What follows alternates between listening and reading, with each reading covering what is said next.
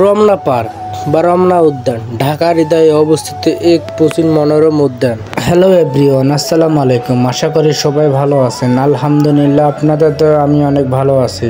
এখন আমি যেই জায়গায় অবস্থান করতেছি সেটা হচ্ছে ঢাকা শহর। আজকে আপনাদের কাছে আমি তুলে ধরবো সুন্দর একটি পার্ক, আর সেই পার্কে আছে শুধু নিরিবিলি পরিবেশ।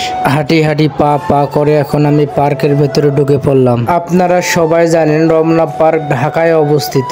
রমনা পার্ক বা রমনা উদ্যান বাংলাদেশ ঢাকা শহরের রমনা এলাকায় একটি উদ্যান। এখানকার পরিবেশটা একেবারেই অনেক সুন্দর।